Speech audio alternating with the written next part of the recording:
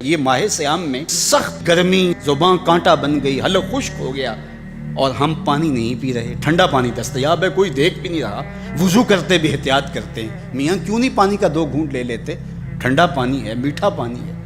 کہا ہم نے روزہ رکھا ہے، اللہ دیکھ رہا ہے۔ ماہ سیام میں ہم پانی نہیں لیتے، اس لیے ہمیں یہ یقین ہوتا ہے تنہائی میں بھی اللہ دیکھ رہا ہے۔ یار جو اللہ رمضان میں دیکھتا ہے وہ غیر رمضان میں بھی دیکھتا ہے۔ پانی پینے لگو تو دیکھتا ہے، رشوت لینے لگو تو تب بھی دیکھتا ہے، آنکھ بھٹکے تو تب بھی دیکھتا ہے، خیال بہکے تو تب بھی دیکھتا ہے، سوچوں میں آوارگی آئے تو تب بھی دیکھتا ہے۔ یہ یقین تمہارے ساتھ اگر جڑ جائے کہ تمہارا رب تمہیں دیکھ رہا ہے تو پھر گناہ کرنا مشکل کیا ناممکن ہو جائے گا۔ ان اللہ خبیر بما تعملون، اور جو تم کرتے ہو تمہارا رب اس سے باخبر ہے۔ مت سمجھنا کہ وہ دیکھ نہیں رہا، تم کو چھٹی دے رکھی ہے تو اس کا یہ مطلب نہیں ہے کہ تم اس کی پہنچ سے باہر ہو یا اس کی نگاہوں میں نہیں ہو۔ تمہارے ایک ایک لمحے کو وہ دیکھ رہا ہے، ایک ایک ساعت کو ملاحظہ کر رہا ہے۔ بند کمرے ہوں یا مخفی غاریں، تم جہاں بھی داد عیش دو تمہارا رب تمہیں دیکھ رہا ہے۔ کالے پہاڑ کی گہری غار میں چیونٹی چلتی ہے تو اس کے ننھے اور مہین پاؤں سے سینہ سنگ پر جو لکیر بنتی ہے تمہارا رب اس کو یوں دیکھتا ہے جیسے دیوار چین کو دیکھتا ہے۔ تو کیا وہ تمہارے اعمال کو نہیں دیکھتا؟ تمہارے ایک ایک عمل کو، تمہارے ارادے کو، تمہاری آنکھوں کی خیانت کو، تمہارے دل کے ارادے کو دیکھتا ہے۔ ایک ایک چیز سے وہ آگاہ ہے۔ وَلَا تَكُونُوا كَالَّذِينَ نَسُوا اللَّهَ، اور ان لوگوں کی طرح نہ ہو جانا جنہوں نے اللہ کو بھلا دیا، غافل ہو گئے، اپنی خواہشات کی زندگی گزارنے لگے۔ یہ جہاں مٹھا اگلا کس نے ڈٹھا، آرزوؤں کے نوکر بن گئے۔ جس طرح نفس اور شیطان ان کو چلا رہا اس طرح چل رہے ہیں۔ جو لوگ اللہ کو بھول گئے، اللہ فرماتا ہے اللہ نے انہیں ان سے غافل کر دیا۔ اللہ جب کسی سے ناراض ہوتا ہے تو ہدایت چھین لیتا ہے۔ اسی لیے ہمیں ہر روز ہر نماز کی ہر رکعت میں ہدایت مانگنی ہوتی ہے۔ اہدنا الصراط المستقیم، ہر روز مانگتے ہیں، ہر نماز میں مانگتے ہیں، ہر رکعت میں مانگتے ہیں، اللہ ہمیں ہدایت پہ گامزن رکھے۔ اللہ جب کسی سے ناراض ہوتا ہے تو ہدایت کے دیے بجھ جاتے ہیں، اندھیروں میں بھٹکنے لگتا ہے، شیطان اس کو دھوکے میں مبتلا کر دیتا ہے، اسی زندگی کو مقصود زندگی سمجھ لیتا ہے، اس شراب کو آب حیات سمجھ لیتا ہے، جس کو یہ بھی نہ پتا ہو کہ میں ہوں کون، میں کہاں ہوں، میرا مقصد زندگی کیا ہے، مقصد حیات کیا ہے، کھانا پینا اور لذتوں کا حصول۔ یہ تو چوپائے بھی کرتے ہیں، تو اشرف المخلوقات کاہے کا ہے۔ یہ زندگی تو ان کی بھی ہے کہ وہ اچھا کھاتے ہیں، تم تو ایک پاؤ بھر گوشت کھا لیتے ہو اور شیر روز ایک ہرن چاٹ جاتا ہے، وہ تیرے سے زیادہ کھاتا ہے، تیرے سے زیادہ طاقتور ہے۔ ہاتھی کا جسم تیرے سے کہیں بڑا ہے، پرندے ہواؤں میں اڑتے ہیں، مچھلی پانی کی تہوں میں اتر جاتی ہیں، عقاب کی نظروں اور بلندی پرواز کی دیکھنے والی ہوتی ہے، کرگس کہاں سے کہاں تک سونگھ لیتی ہے، ان کی قوت شامہ تیرے سے بڑی ہے، لیکن اس کے باوجود بھی افضل تو، اشرف بھی تو، اور اللہ نے اپنی نیابت کا تاج تیرے سر پہ رکھا ہے۔ تو مقصود ہے، تو مسجود الملائک ہے، فرشتوں کی پیشانی تیرے حضور جھکی ہے، تو اپنے آپ سے آشنا ہی نہیں ہے، تجھے پتہ ہی نہیں کہ تو کون ہے۔ تو خدا کو بھول کے سمجھا کہ میری زندگی آزاد ہو گئی، اب میں جو چاہوں کروں، میں خدا کا بھی انکار کر دیا، بھلا دیا اس کو۔ کہا جب خدا کو تو بھولا تو خود کو بھول گیا، زندگی کے مقصد کو تو نے فراموش کر دیا، اب بھٹکتا ہے ارض فلات میں، جنگل میں پڑے ہوئے خشک پتے کی طرح، جس کو ہوائیں کبھی ادھر اڑا دیتی ہیں کبھی ادھر اڑا دیتی ہیں، مقصد حیات کا علم نہیں ہے۔ خدا کو بھولنے کا یہ نتیجہ ہے جو تجھے بھگتنا پڑ رہا ہے۔ خدا آشنا ہو جا، خود آشنا ہو جائے، تجھے ذات سے آگہی ہو جائے گی، من کا شعور مل جائے گا، تجھے پتہ چلے گا کہ میں کون ہوں، میری زندگی کا مقصد اور مقصود کیا ہے۔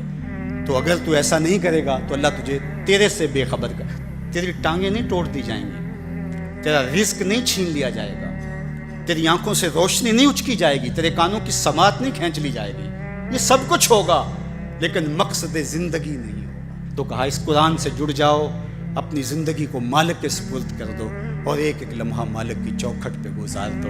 یہ اللہ کی رحمتوں کا موسم بہار ہے اور اہل ایمان کے لیے کرم نوازیوں، رحمات، برکات اور انوار کا لوٹ سے میلہ ہے۔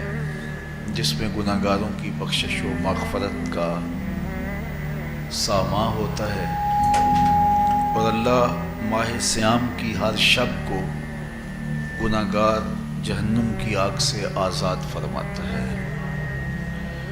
یہ بابرکت مہینہ اپنے دامن میں اتنی برکتیں لیے ہوئے جلوہ گر ہوتا ہے کہ رسول کریم صلی اللہ علیہ وآلہ وسلم نے ارشاد فرمایا، اگر لوگوں کو پتہ چل جائے کہ رمضان میں کیا ہے تو وہ آرزو کریں کہ پورا سال ہی رمضان رہے۔ اتنی برکتیں اور اتنی رحمتیں اللہ نے اس مبارک مہینے کے دامن میں ڈال دی۔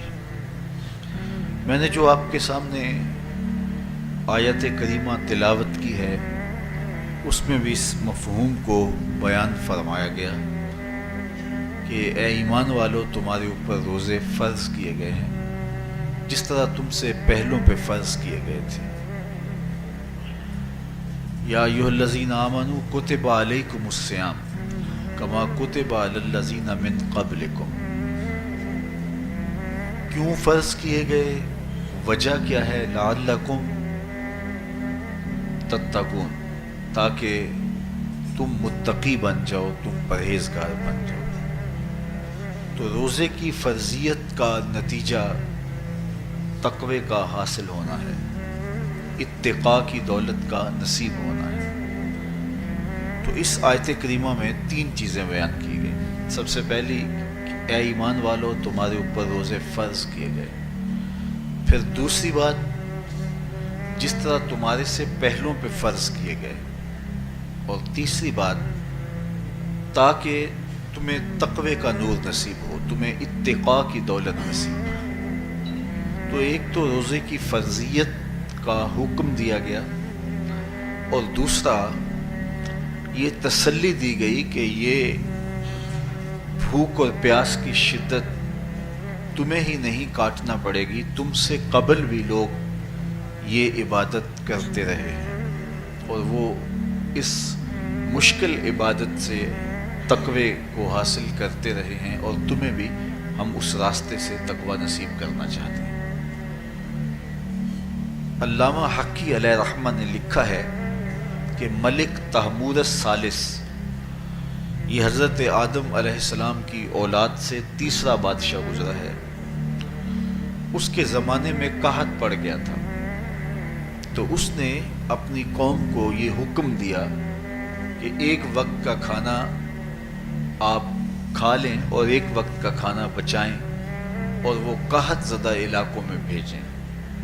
تو قوم نے اس حکم کو بصر و چشم قبول کیا، اور ایک وقت کا فاقہ کاٹ کے اپنے ان بھائیوں کے لیے وہ کھانا بھیجتے جو قحط میں مبتلا تھے۔ قوم کی یہ ادا اللہ کو پسند آ گئی، اور وقت کے نبی پر وحی کی گئی کہ تمہارے اس عمل کو ہم عبادت قرار دیتے ہیں۔ تو حضرت آدم علیہ السلام کے بعد متصل ہی یہ عبادت فرض کی گئی، اور پھر جتنی بھی ملتیں، قومیں اور امتیں آئیں، ان میں روزے کی تحسین کی گئی اور روزے کی تلقین کی گئی۔ پرانی جتنی بھی کتابیں ہیں، اناجیل ہیں، تورات ہے، اس میں روزہ داروں کی تعریف موجود ہے۔ اور حضور علیہ السلام جب اس دنیا پہ تشریف فرما ہوئے تو آقا کریم روزے کی فرضیت سے پہلے بھی روزے رکھتے تھے۔ ویسے روزہ سن 2 ہجری کو فرض ہوا ہے، شعبان المعظم کے مہینے میں، لیکن اس سے قبل بھی ایام 20 کے حضور روزے رکھتے تھے، اور اس کے علاوہ بھی مختلف ایام میں اللہ کے محبوب روزے رکھتے تھے۔ روزے کی فرضیت کے بعد حضور علیہ السلام کی زندگی میں کل 9 رمضان آئے ہیں، جس میں 7 29 کے تھے اور 2 30 کے تھے۔ یہ بات ذہن میں رکھیے گا کہ روزے 29 ہوں، ثواب پھر بھی 30 کا ہی دیا جاتا ہے۔ تو زیادہ تر جو رمضان المبارک کہ مہینے ہوتے ہیں وہ 29 کے ہوتے ہیں، 30 کے کم ہوتے ہیں۔ حضور کی زندگی میں 9 میں سے 7 جو ہیں وہ 29 کے ہوئے ہیں اور 2 30 کے ہوئے ہیں، تو ثواب پورے 30 کا ہی ہے۔ بعض لوگوں کو زیادہ ہی مسئلہ ہوتا ہے، 29 ہو جائیں تو یہ اللہ کا کرم ہے کہ روزہ رکھنا بھی نہیں پڑا اور 30ویں کا ثواب بھی مل گیا، لیکن وہ شور مچا دیتے ہیں کہ یہ روزہ کھا گئے ہیں۔ میرا نہیں خیال کہ کسی کو اپنے ذمے اتنی بڑی امت کا بوجھ لینے کی پریشانی ہو اور وہ خام خواہ ایک روزے کے لیے پوری امت کا بوجھ اپنے کندھوں پہ ڈال لے۔ تو 29 روزے ہوں یا 30 ہوں، اللہ ثواب پورے 30 کا ہی عطا کرتا ہے۔ روزہ اللہ تعالیٰ جل شانہ کی رضا اور اس کی محبت کے حصول کا ذریعہ ہے، اور اس کا عملی نتیجہ جو اس آیت کریمہ میں بیان کیا گیا وہ تقوی ہے۔ لعلکم تتقون، روزہ اس لیے فرض کیا گیا کہ تمہیں تقوی نصیب ہو جائے، اتقاء کی دولت نصیب۔ اب سوال یہ ہے، کیا تقوی بھوک اور پیاس سے حاصل ہوتا ہے؟ پیاس کاٹنے سے، بھوک کاٹنے سے کیا تقوی نصیب ہو جاتا ہے؟ صبح سے لے کر شام تک روزہ رکھنے کی تلقین کی گئی۔ یہاں ناروے میں اور مختلف ممالک کے اندر 20 گھنٹے کا روزہ ہے، اور ہمارے بھی یہاں 16-17 گھنٹے مسلسل شدت کی گرمی میں بھوک اور پیاس کاٹنا ہوتی ہے۔ اتنا طویل دورانیہ جو بھوک اور پیاس کاٹی ہے، اس کا مقصد رزق بچانا نہیں ہے، بلکہ وَيُزَادُ فِيهِ رِزْقُ الْمُؤْمِنِ، ماہ سیام میں مومن کا رزق بڑھ جاتا ہے۔ آپ اپنا بجٹ دیکھ لیجئے، باقی مہینوں کی نسبت ماہ سیام میں آپ کے اخراجات زیادہ ہوتے ہیں اور کشادگی ہوتی ہے۔ تو یہ کوئی خوراک بچاؤ مہم نہیں ہے، بلکہ رزق تو بڑھ جاتا ہے، لیکن اس کے باوجود 20 گھنٹے، 17 18 گھنٹے پیاس اور بھوک کاٹنا، اس کا کوئی مقصد ہے تو وہ مقصد قرآن نے بیان کیا کہ اس کے نتیجے میں تمہیں اتقاء کی دولت ملے گی، تمہیں تقوی کا نور نصیب ہوگا۔ سوال یہ کھڑا ہوا، کیا بھوک اور پیاس کاٹنے سے تقوی مل جاتا ہے؟ تو اس کو سمجھنے کے لیے ایک مختصر تمہید سمجھنا ہوگی، اور وہ یہ کہ ہمارے 2 دشمن ہیں جو ہمیں جادہ مستقیم سے ہٹانے کے لیے دن رات کوشاں ہیں، ایک شیطان اور دوسرا نفس۔ یہ 2 دشمن ہیں جو ہماری متاع عمل، ہمارا خلوص، ہماری للہیت، ہمارا باطن لوٹنے کے لیے ہر وقت مستعد اور فعال رہتے ہیں۔ اب ان 2 دشمنوں سے ہمارے تنہا ناتواں وجود کا مقابلہ ہے، اور ان میں سے جو بڑا دشمن ہے وہ نفس ہے، کیونکہ شیطان نے جب انکار سجدہ کیا تو ہم تو یہ کہتے ہیں کہ ہمیں شیطان نے بہکا دیا، لیکن شیطان نے جب انکار سجدہ کیا اور خود بہک گیا تو اس وقت کوئی دوسرا شیطان تو نہیں تھا جس نے شیطان کو بہکایا، وہ نفس تھا جس نے شیطان کو شیطان بنایا۔ اس نے اندر سے کہا انا خیر منہ، میں بہتر ہوں۔ تو یہ انانیت جو تھی، انا خیر منہ، اس نے اس کو بہکایا۔ تو شیطان کو شیطان بنانے والا نفس ہے، تو نفس شیطان سے بھی بڑا دشمن ہے۔ ایک بزرگ تھے، وہ ساری زندگی اپنی زبان پہ انا کا لفظ نہیں آنے دیتے تھے۔ اس مفہوم کو بیان کرنا ہوتا تو وہ با الفاظ دیگر بیان کرتے، میں کا لفظ، انا کا لفظ وہ اپنی زبان پہ ساری زندگی انہوں نے جاری ہی نہیں ہونے دیا۔ کہتے تھے اس لفظ نے شیطان کا بیڑا غرق کر دیا، تو میں یہ لفظ زبان پہ آنے نہیں دوں گا۔ اچھا، بندے بھی بڑے عجیب ہوتے ہیں، کسی نے کہا لو ان کی زبان پہ یہ لفظ آتا کیوں نہیں، میں جاتا ہوں اور ان کی زبان پہ یہ لفظ آئے ہی آئے۔ چلے گئے۔ بزرگ تشریف فرما تھے، نماز کا وقت قریب ہو رہا تھا۔ حضرت ایک مسئلہ پوچھنے آیا ہوں، کہا پوچھئے، شیطان کو کس چیز نے برباد کیا؟ حضرت اب تو بولیں گے کہ میں نے، آنا نے، تو کہوں گا جیسے بھی ہوا ان کے زبان پہ لفظ میں تو آ ہی گیا نا۔ تو وہ بزرگ بھی بڑے سیانے تھے، اس کی نیت کا کھوٹ سمجھ گئے۔ فرمانے لگے بیٹا نماز کا وقت ہو گیا ہے، نماز پڑھ لیتے ہیں پھر اس پہ بات ہوتی ہے۔ نماز ہوئی، سلام پھرا تو خود ہی فرمانے لگے کسی نے کہا تھا کہ شیطان کو کس چیز نے برباد کیا، جواب دینا چاہ رہا ہوں، کس نے پوچھا تھا؟ جھٹ کھڑا ہو گیا، میں نے کہا اسی چیز نے اس کا بیڑا گرک کر دیا۔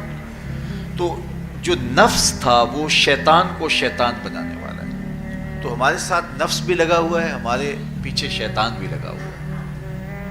شیطان بھی بڑا مکار دشمن ہے، چھوٹا دشمن یہ بھی نہیں ہے۔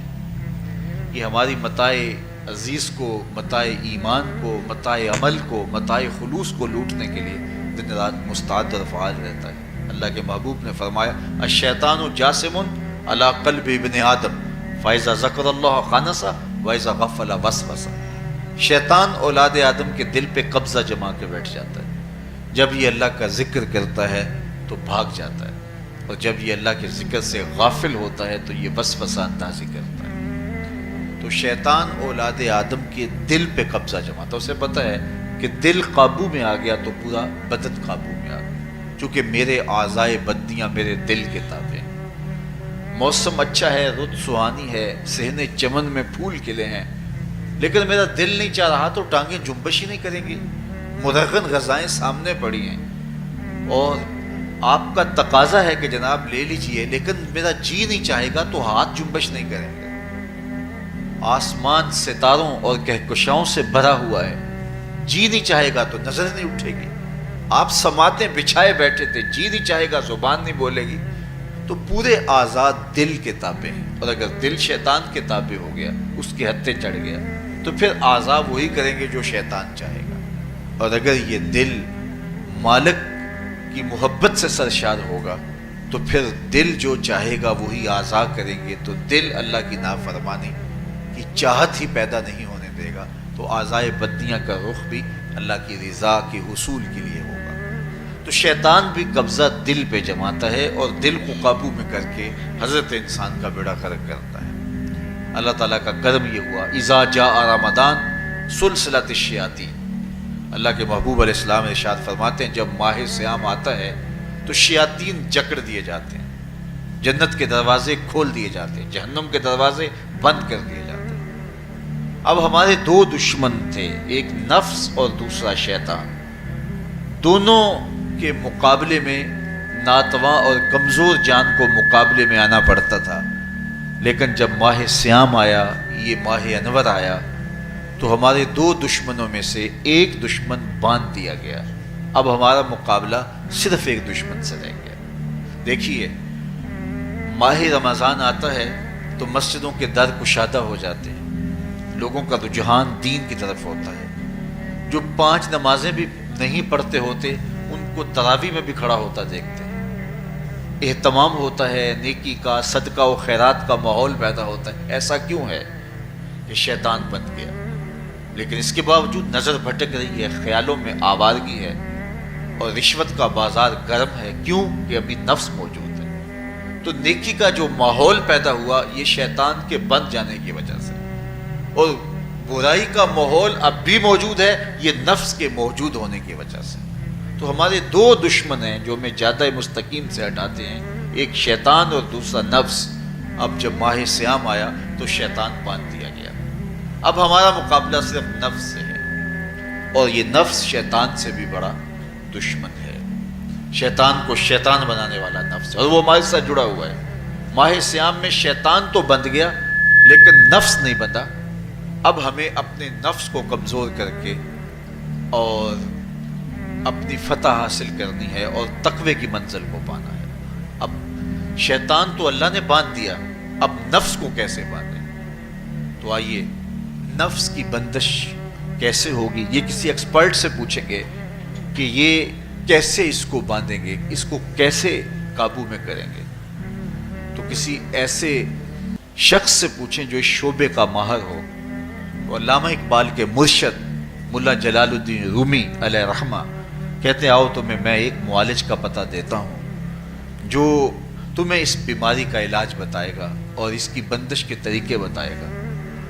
شیخ رومی علیہ رحمہ فرماتے ہیں ہفت شہر عشق را اتار گشت ما ہنوز اندر خم یک پوچام۔ عشق کے 7 شہر شیخ فرید الدین اتار گھوم گھوم چکے ہیں، اور میرے جیسا شخص عشق کے پہلے شہر کی پہلی گلی کے کونے پہ کھڑا ہے۔ اب اندازہ کیے کہ جن کا پتہ حضرت ملا جلال الدین رومی دے رہے ہیں وہ کس بلند مرتبے پہ فائز المرام ہے۔ فرمایا کہ وہ عشق کے 7 شہر گھوم چکے ہیں اور میں پہلے شہر کی پہلی گلی کی نکر پہ کھڑا ہوں۔ اب شیخ فرید الدین علیہ رحمہ سے پوچھئے کہ شیطان تو بند گیا، اب نفس کا وبال ہمارے اوپر پڑ رہا ہے اور ہم اس کے باوجود ماہ صیام کے اندر گناہوں میں منہمک ہیں، تو ہمیں بتایا جائے کہ اس نفس کا علاج کیسے کیا جائے۔ ہمیں آپ کا پتہ بتایا گیا ہے۔ تو شیخ فرید الدین عطار بولے، نفس نتواں کشت الا باسے چیز، باتو گوئم یادگیرش اے عزیر۔ نفس نہیں مرتا، لیکن اگر 3 اسلحے تیرے پاس ہوں تو یہ ٹھہر بھی نہیں سکتا۔ وہ 3 اسلحے کون سے ہیں؟ خنجر خاموشی و شمشیر جو، نیزائے تنہائی و ترک ہجو۔ خاموشی کا خنجر، بھوک کی تلوار اور تنہائی کا نیزہ، یہ 3 اسلحے ایسے ہیں اگر تو یہ لے کر کے نفس پہ ٹوٹ پڑے تو پھر نفس کا مقابلہ تیرے لیے آسان ہوگا۔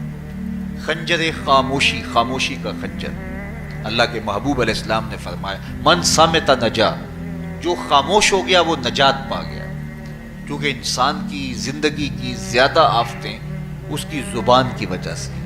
آپ اپنے گناہوں کا اور میں اپنے گناہوں کا اگر احتساب کروں تو ہمیں سب سے زیادہ گناہ زبان کے ملیں گے۔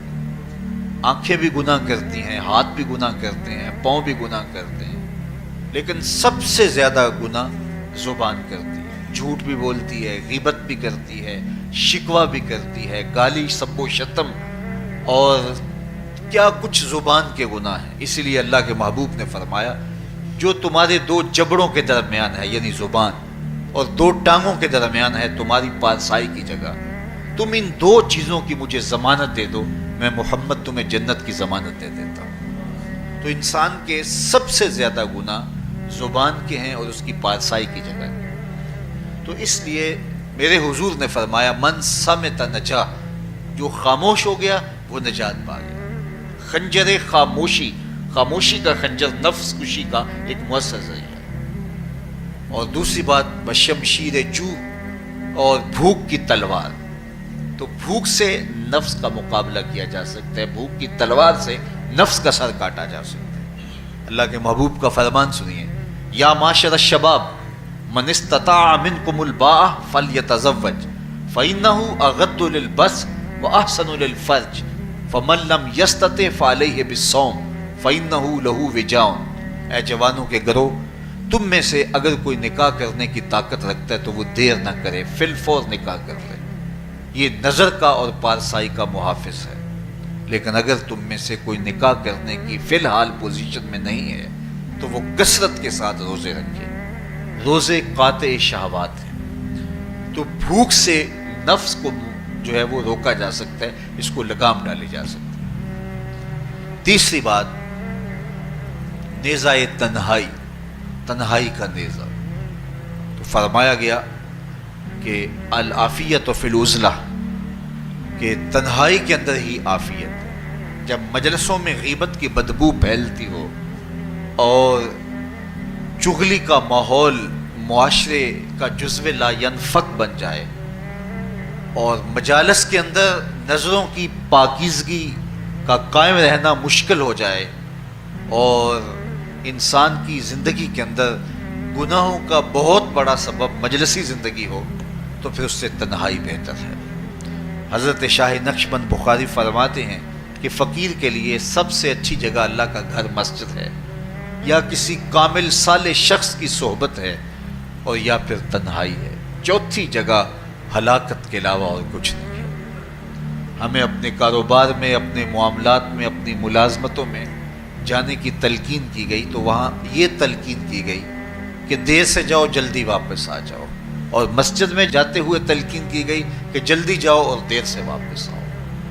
لیکن ہم مسجد کے دروازوں پہ جب دور موجود میں رش دیکھتے ہیں کہ لوگ بہت جلدی نکلنا چاہتے ہیں، حتیٰ کہ کندھوں سے کندھے ٹکرا رہے ہوتے ہیں کہ جلدی سے باہر نکل جائیں، حالانکہ وہ عافیت کی جگہ ہے، 2 منٹ زیادہ بھی ہو جائیں تو کوئی حرج نہیں ہے۔ اور ایسے لوگوں کو بھی نکلنے میں جلدی کرتے ہوئے دیکھا ہے کہ لگتا تو یہ تھا کہ شاید یہ انہوں نے کسی ضروری کام پہ جانا ہے، لیکن باہر نکل کے بازار میں پھٹے پہ بیٹھے تھے اور مسجد سے نکلنے کی جلدی بہت تھی۔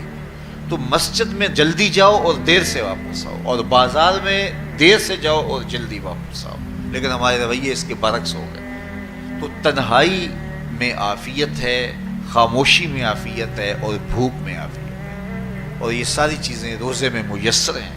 فرمایا تم سے اگر کوئی شخص الجھے، بحث کرے، لڑائی کرنا چاہے تو تم اسے کہو انی صائمٌ، میں نے روزہ رکھا ہوا ہے۔ اسی طرح جو ہے وہ روزے سے آپ کو یکسوئی ملے گی، قرآن مجید کی تلاوت کا ماحول ہوگا، اور تم بھوک کاٹو گے، اور یہ تینوں چیزیں تمہارے نفس کو کمزور کرنے والی ہیں۔ شیطان بند گیا، نفس کمزور ہو گیا، اور جب نفس کمزور ہو گیا، کمزور ہوتا ہے، یہ نفس مرتا نہیں ہے۔ یہ تو کوئی ہے باج فقیراں کسے نہیں ماریا، باہو ظالم چور اندر تک، یہ اندر والا چور جو ہے وہ اتنی آسانی سے قابو آتا ہی نہیں ہے، یہ پھر سر اٹھا لیتا ہے۔ اس کو جتنا کچلو، یہ کچھ عرصے کے بعد تھوڑی سی خوراک ملتی ہے تو پھر سر اٹھا لیتا ہے۔ حضرت بایزید بستامی کہتے ہیں میں نے اپنے نفس کو ایک دن کہا کہ میں تجھے خوراک بھی نہیں دیتا اور تو پھر بھی موٹا تازہ ہے، تو میرے نفس نے مجھے کہا کہ اے بایزید جب تم بازار سے گزرتے ہو تو لوگ انگلیاں اٹھا اٹھا کہتے ہیں یہ بایزید جا رہا ہے، یہ بایزید جا رہا ہے، تو مجھے میری غذا اور خوراک اس سے مل جاتی ہے۔ تو یہ خوراک ہوتی ہے نفس کی۔ تو نفس بہت ظالم ہے اور ساری زندگی اس سے لڑتے ہوئے گزرتی ہے۔ وہ کسی نے کہا تھا نا تمام عمر طوفان سے کھیلتے گزری، نیا کے ڈوبنے کا ڈر بھی رہا۔ تو یہ ساری زندگی اس طرح ٹکراتے ہوئے سے گزرتی، لیکن جب کمزور ہو جائے تو پھر یہ شیطان کو جو ہے وہ موقع نہیں دیتا ہے۔ لیکن اگر نفس اگر ماہ صیام میں ہمارا کمزور نہ ہوا، صرف ہم نے بھوک ہی کاٹی اور باقی اپنے معمولات وہی رکھے، تو میرے حضور نے فرمایا جس نے جھوٹ اور برے کام نہیں چھوڑے اور جھوٹے کام ترک نہیں کیے، اس کے بھوکا اور پیاسا رہنے کی اللہ کو کوئی ضرورت نہیں ہے۔ روزہ تو ایک مشق تھی، یہ تو باطن کی تطہیر کا ایک ذریعہ تھا، یہ تو من کی تہذیب کا ایک ذریعہ تھا، یہ تو نفس کی شر سے اپنے آپ کو بچانے اور شیطان کے مکر و فریب سے بچانے کا ایک ذریعہ تھا۔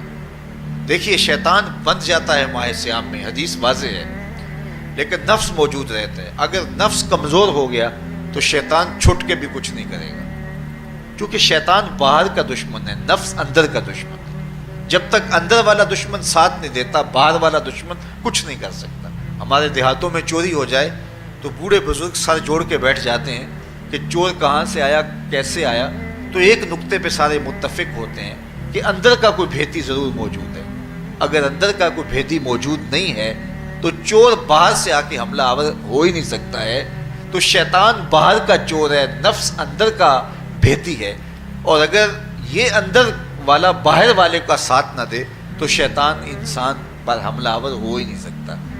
اس لیے اس کو قابو کر لیں، اس کو رام کر لیں، تاکہ شیطان چھٹنے کے باوجود بھی جو ہے وہ ہمارے اوپر حملہ آور نہ ہو سکے، ورنہ وہ تو پیچ و تاب کھا رہا ہے کہ یہ جو تم نمازیں پڑھتے ہو، سروں پہ ٹوپیاں تم نے پہنی ہیں اور بڑے شریف بن کے مسجد میں جا رہے ہو، ذرا چھٹ لوں عید کے دن ہی جو ہے وہ تمہارا سارا کیا دھرا برباد نہ کیا تو مجھے شیطان نہ کہنا۔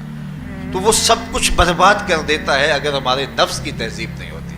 تو یہ اللہ نے ایک ہمیں موقع دیا ہے، پورا ایک مہینہ ہے، ایک ورکشاپ ہے باطن کی تطہیر کے لیے اور ایک اندر کی پاکیزگی کے لیے ہمیں ایک موقع فراہم کیا گیا ہے، اور اس سے ہم بھرپور فائدہ حاصل کریں۔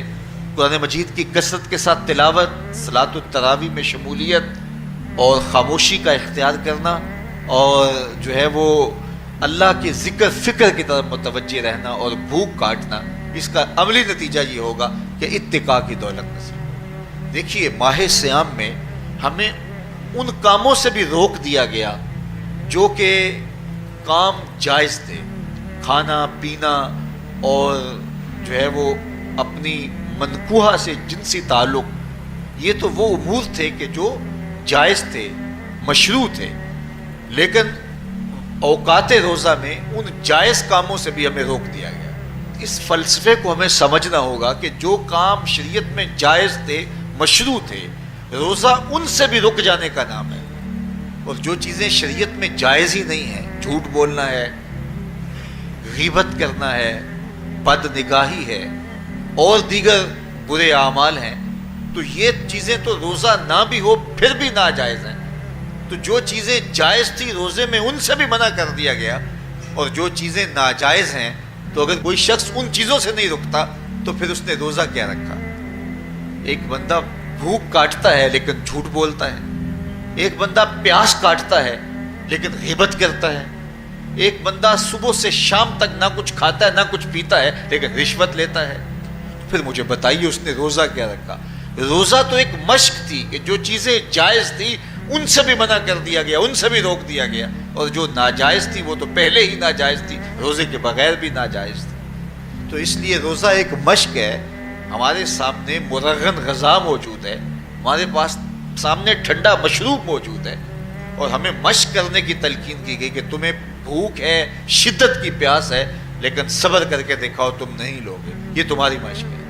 تو پھر جو حرام ہوگا اللہ کی طرف سے ممنوع ہوگا تو اس کو تم کس طرح لوگے جب تمہاری یہ مشق ہو چکی. لیکن ہم اس مشق کے اندر ہی جب ان سے نہیں رکیں گے تو پھر ہمارا روزہ ہی نہیں ہوگا، پھر بھوک اور پیاس کاٹنے کے علاوہ کچھ نہیں ہوگا. بہت سارے روزہ دار ایسے ہیں جن کا روزہ سوائے بھوک اور پیاس کاٹنے کے کچھ نہیں ہے. اس لیے جن چیزوں سے اللہ نے منع کیا ہے ان سے تو رکنا ہی رکنا ہے. جو چیزیں مشروع ہیں ان سے وقتی طور پہ روکا گیا تو ان سے بھی روک کر کے روزے کی تکمیل کی جائے. اچھا، روزے میں ایک اور چیز ہے کہ ہمارے صوفیاء مراقبہ کر کے ایک دولت پاتے ہیں، اور وہ کیا کہ اللہ دیکھ رہا ہے. وہ مراقبے میں بیٹھ جاتے ہیں اور اس تصور میں ڈوب جاتے ہیں کہ میرا اللہ مجھے دیکھ رہا ہے، اور یہ یقین اپنے اندر اتارتے رہتے ہیں. اس کا نتیجہ یہ ہوتا ہے کہ پھر گناہ کرنا مشکل ہو جاتا ہے. یہ تصور جب بندے کے ساتھ جڑ جاتا ہے کہ میرا اللہ مجھے دیکھ رہا ہے. ماہ سیام میں یہ دولت اللہ بانٹ دیتا ہے. جو مراقبے سے صوفیاء حاصل کرتے ہیں اللہ تعالیٰ اس دولت کو اہل ایمان پہ چھڑک دیتا ہے.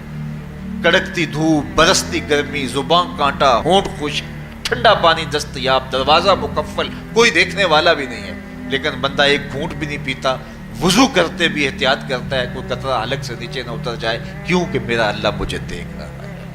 جو چیزیں صوفیاء کو مراقبے سے نصیب ہوتی ہیں ماہ سیام میں اللہ اس دولت کو بانٹ دیتا ہے، چھڑک دیتا ہے، بارش کی طرح وہ دولت برستی ہے، اور یہ تصور ہمارے ساتھ جڑ جاتا ہے کہ میرا اللہ مجھے دیکھ رہا ہے. ہم پانی نہیں پیتے، اللہ دیکھ رہا ہے. مرغن غذائیں موجود ہیں کہ اللہ دیکھ رہا ہے.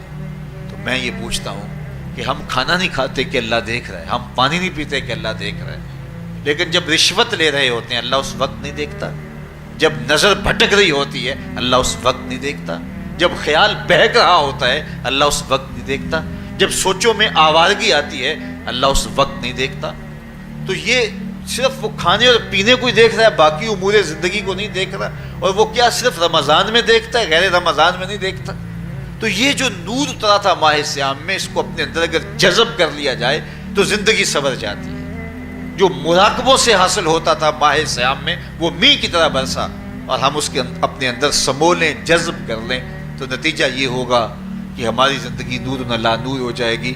اور یہ تصور جب انسان کی زندگی میں جم جائے تو یہ گناہوں سے روکنے کا مؤثر ذریعہ ہے کہ میرا اللہ مجھے دیکھ رہا ہے. مجھے بتائیے اس سے بڑا ہیجان انگیز بھی کوئی منظر ہو سکتا ہے کہ حسن کی پتلی ہے اور جو ہے وہ اس کی ایک ایک ادا اور اشوے سے قیامتیں پھوٹتی ہیں، اور وہ خود جناب یوسف کے سامنے اپنے حسن کو پیش کر رہی ہے. 7 دروازے بھی مکفل ہیں، بت کے اوپر بھی کپڑا ڈال لیا، اور زلیخا حضرت یوسف کو خود کہہ رہی ہے طالق یوسف اب تو آ جاؤ نا، ذرا آنکھ اٹھا کے میرے جلوے دیکھو. لیکن جناب یوسف کیا بولتے ہیں؟ قال معاذ اللہ، میں اللہ کی پناہ میں آتا ہوں. کہا تو 7 دروازے بند کر کے لوگوں کی نظروں سے چھپ گئی اور موٹا کھیس ڈال کے اپنے زوم میں اپنے جھوٹے خدا سے بھی شرم کرتی ہے اور اس سے چھپ گئی. میں اس خدا سے حیا کیوں نہ کروں جو 7ویں کوٹری میں بھی دیکھ رہا ہے. پھر اتنی روشنیاں برسی، اتنا یقین برسا کہ گناہ کیا، گناہ کا تصور بھی محال ہو گیا. تو مجھے بتائیے کتنا ہیجان انگیز منظر تھا جب حسن قدموں میں بچھنے کے لیے خود بے تاب تھا، اور حضرت یوسف جوان رانا ہے، جوانی اور شباب پورے باکپن پہ ہے، اور ادھر حسن مچل مچل کے قدموں میں بچھ رہا ہے. لیکن یہ جذبہ کہ میرا اللہ مجھے دیکھ رہا ہے ایسی رکاوٹ بنتا ہے، کالا معاذ اللہ، کہا میں اللہ کی پناہ میں آتا ہوں۔ تو یہ یقین جب بندے کے ساتھ جڑ جاتا ہے کہ میرا اللہ مجھے دیکھ رہا ہے، تو پھر انسان کے لیے گناہ سے بچنا کوئی مشکل نہیں ہوتا۔ گھر میں فاقے ہوں، مشکل میں بندہ پھنسا ہو اور اس کو رشوت مل رہی ہو، تو پھر اپنا ہاتھ روکنا بڑا مشکل ہوتا ہے، بلکتے بچوں کا خیال آتا ہے۔ لیکن جب یہ خیال ہو کہ میرا رب میرا رازق ہے اور میرے اس عمل کو دیکھ رہا ہے، تو پھر بندہ اس کو پرے کا کی حیثیت بھی نہیں دیتا، اور جب وہ پاؤں کی ٹھوکر پہ بھی نہ رکھے تو پھر اللہ فرماتا ہے وَيَرْزُقُهُ مِنْ حَيْثُ لَا يَحْتَسِبُ، تو یہ کر کے دیکھ میں تجھے وہاں سے رزق دوں گا جہاں سے تجھے گمان بھی نہیں ہوگا۔ تو اپنے یقین کو کھڑا کر کے دیکھ، میرے اوپر اعتماد کر کے دیکھ۔ میرے حضور نے فرمایا اللہ پر توکل کرنے کا جو حق ہے اگر تم ادا کرو، وہ تمہیں ایسے رزق دے جیسے پرندوں کو عطا کرتا ہے۔ صبح گھر سے نکلتے ہیں خالی پیٹ ہوتے ہیں، ہمیں تو پتہ ہے دفتر میں جانا ہے، ہمیں تو پتہ ہے دکان پہ جانا ہے، ہمیں تو پتہ ہے فیکٹری میں جانا ہے، ہمیں تو پتہ ہے کہ ہم نے فلاں جگہ جا کے دہاڑی لگانی ہے، لیکن ان کا کوئی کاروبار نہیں ہوتا، کوئی فیکٹری نہیں ہوتی۔ جدھر جی آیا صبح جو ہے وہ اڑان بھر دی، بند توکل پنچھی اڑتے، خرچ نہ پلے زیرا ہو، نہ کوئی راس ہے نہ کوئی کاروبار ہے، لیکن کبھی ایسا نہ ہوا کہ شام کو خالی پیٹ آئے ہوں۔ تو کہا اگر تم اللہ پہ توکل کر لو، وہ بھی تمہیں ایسے رزق دے جیسے پرندوں کو رزق عطا کرتا ہے۔ پرندوں میں سے ایک پرندہ ہے ہنس، یہ سچے موتی کھاتا ہے، اور آپ پنساری کے پاس موتی لینے جائیں تو ہزاروں روپے تولے کے ماشے کے حساب سے آپ لیں، تو پھر بھی آپ سوچتے ہیں کہ پتہ نہیں یہ خالص دیے یا نہیں دیے۔ وہ اتنے نایاب اور کامیاب ہیں کہ آپ ماشوں اور تولوں میں خریدتے ہیں اور پھر بھی آپ کو شک رہتا ہے کہ یہ خالص ہیں یا کہ نہیں۔ اور ہنس کھاتا ہی وہ ہے، اور دنیا پر ایک نہیں لاکھوں کروڑوں ہنس ہیں، اور روزانہ صبح و شام کھاتے ہیں اور پیٹ بھر کے کھاتے ہیں، اور اللہ انہیں روز عطا بھی کرتا ہے۔ تو یہ مالک وہ ہے، رازق ہے۔ جب اس پہ توکل اور اس پہ یقین پیدا ہو جاتا ہے تو پھر مشکل نہیں رہتا، پھر آسانی پیدا ہو جاتی ہے۔ تو روزوں میں اللہ تعالیٰ یہ یقین دیتا ہے کہ وہ مجھے دیکھ رہا ہے، بندہ یہ تیقن پیدا کر لیتا ہے کہ میرا اللہ مجھے دیکھ رہا ہے۔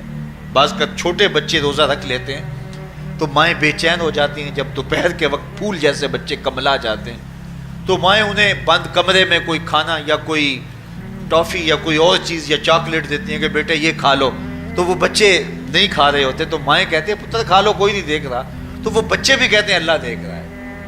تو وہ جو صوفیاء کو مراقبوں سے ملتا ہے وہ ایک بچے کو بھی نصیب ہو رہا ہے کہ میرا اللہ مجھے دیکھ۔ یہاں ایک اور بھی تسلی ہے، ہم ہزار گناہ گار سہی، ہم ہزار سیاہ کار سہی، لیکن ہمارا رب پہ کتنا یقین ہے رمضان میں پتہ چلتا ہے کہ اس ذات پہ ہمارا کتنا تیقن ہے، کتنا یقین ہے، جس کو دیکھا نہیں، چھوا نہیں، بات نہیں ہوئی، جو تصور خیال کی حدود سے بنا ہے، اتنا یقین ہے کہ ہم پانی نہیں لیتے، کھانا نہیں لیتے کہ میرا اللہ مجھے دیکھ رہا ہے۔ کاش کہ اس کو ہم اپنی پوری زندگی میں پھیلا لیں، اور اس کو زندگی میں جب ہم طاری کر لیں گے تو پھر گناہ کرنا محال اور ناممکن ہو جائے گا، اور زندگی نور علی نور ہو جائے گی، اور یہی تقوی کا حصول ہے۔ تو فرمایا اے ایمان والو، تمہارے اوپر روزے فرض کر دیے گئے جس طرح تم سے پہلوں پہ فرض کیے گئے تھے، لعلکم تتقون، تاکہ تم متقی بن جاؤ، تاکہ تم پرہیزگار بن جاؤ۔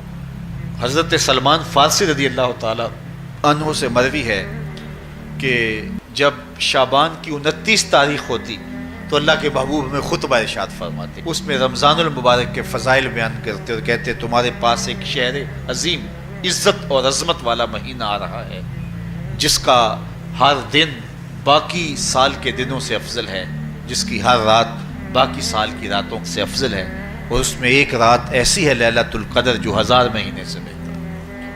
تو یہ اللہ تعالیٰ کی رحمتوں کا روپ ہے، رحمتوں کے دروازے کھول دیے جاتے ہیں، اور روزہ دار کا روزہ بالخصوص عصر کے وقت، شام کے وقت، پچھلے پہر، روزہ دار کے خالی معدے سے جو ایک بو اٹھتی ہے، مہک اٹھتی ہے، اللہ کو کستوری سے بھی زیادہ محبوب ہوتی ہے۔ اللہ اکبر۔ اور فرمایا للصائم فرحتان، فرحۃ عند فطرہ و فرحۃ عند لقاء ربہ، روزہ دار کے لیے 2 خوشیاں ہیں۔ ایک خوشی اسے تب ملتی ہے جب وہ روزہ کھولتا ہے، سارے دن کی بھوک اور پیاس کاٹ کے، جب شام کو ٹھنڈا اور میٹھا مشروب اسے ملتا ہے، اور وہ مشروب اپنے جو ہے وہ منہ میں ڈالتا ہے، وہ معدے کی طرف اترتا ہے، تو اس کی زبان بولے نہ بولے اس کا ایک ایک انگ اللہ کی تسبیح بول رہا ہوتا ہے اور اللہ کا شکر ادا کر رہا ہوتا ہے۔ اس وقت اسے ایک عجیب فرحت ہوتی ہے کہ اتنا طویل لمبا روزہ تھا، شکر ہے کہ میرا روزہ تکمیل کو پہنچا۔ ایک روحانی مسرت، پھر روزہ کھلنے کے وقت اس کو بدنی مسرت، تو ایک فرمایا اس کو فرحت تب ملتی ہے جب وہ روزہ کھولتا ہے، وَفَرْحَةٌ عِنْدَ لِقَاءِ رَبِّهِ، اور دوسری فرحت اسے تب ملے گی جب روزے کے صلے میں اللہ اپنے رخ سے پردہ ہٹا دے گا اور اللہ اپنا دیدار عطا فرمائے گا۔ تو یہ روزے دار کے لیے خوشیاں ہیں۔ تو خوش نصیب ہیں وہ لوگ جو ماہ سیام کے روزے پورے خشوع و خضوع کے ساتھ رکھتے ہیں اور اس کی برکتوں سے مالا مال ہوتے ہیں۔ ورنہ بعض لوگ میں نے ایسے بھی دیکھے ہیں، وہ چھوٹی چھوٹی بیماریوں کا بہانہ بنا کے روزہ ترک کر دیتے ہیں اور انہیں حوصلہ ہی نہیں پڑتا روزہ رکھنے کا، چونکہ الصوم نصف الصبر، روزہ آدھا صبر ہے۔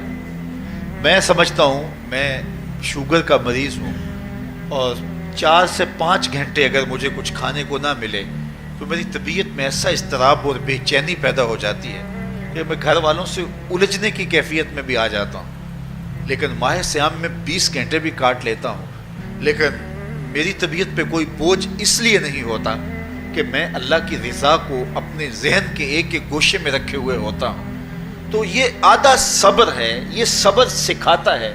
اور پھر روزے سے جب ہم بھوک کاٹتے ہیں تو غربا، مساکین، وہ لوگ جو بیچارے بھوک اور پیاس کاٹ کے زندگی گزارتے ہیں، ان کا بھی ہمیں خیال آتا ہے کہ ہمیں تو اپنے اختیار سے چند لمحوں کے لیے بھوک کاٹنی پڑی، تو اس کی کلفت اور اس کی اذیت اتنی ہے۔